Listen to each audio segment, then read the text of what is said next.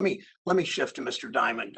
Mr. Diamond, at most of your banks, the CEO makes for all of you, but most of your banks, the CEO makes 800 or 900 times your lowest paid worker. So, Mr. Diamond, help me understand this. I don't think any of us on this panel or any of the senators asking questions thinks that you work 900 times harder than the tellers and customer service agents at JP Morgan Chase. So help me understand this. How did we end up here where CEOs are making 900 times what some of their workers are making? We're very proud of the opportunity we give to all of our people here. Our starting wages are approximately $35,000 plus medical benefits, retirement benefits. We take very good care of our people in terms of training and all that. My compensation is set by the board. They look at multiple factors, and that's how it takes place. But I mean, these are workers that I fight for every day, the people that work at JP Morgan Chase in Columbus and around the country.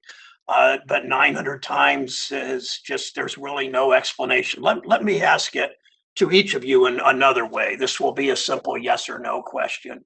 I appreciate many of you have raised wages. A number of you mentioned that. I appreciate when you raise your wages for contractors too.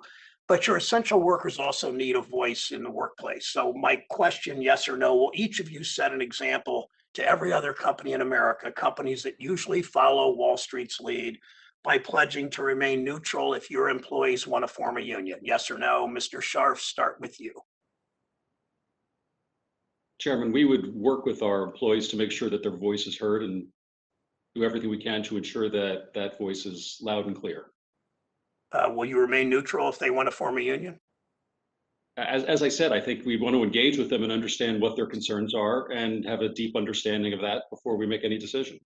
Ms. Fraser, would you remain neutral if they want to form a union? We would certainly be supportive of our employees having as many opportunities as they possibly can. Mr. Diamond? No. Mr. Moynihan? No, we would allow them to have their voice heard and see what happens. Mr. Solomon? We would allow their voice to be heard. Does that mean you'd be neutral on forming a union?